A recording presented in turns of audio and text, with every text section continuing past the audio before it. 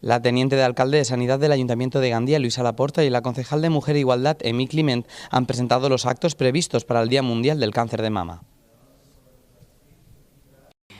El cáncer de mama es el tumor más frecuente de la mujer. Se diagnostican en la Comunidad Valenciana cerca de 2.500 casos al año.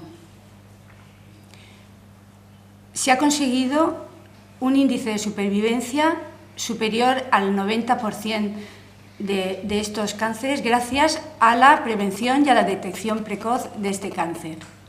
Es que desde el Departamento de Mujer e Igualdad estamos siempre al lado de las mujeres en cualquier acontecimiento y, cómo no, en este tan importante que es el Día de la Celebración Mundial contra el Cáncer de Mama.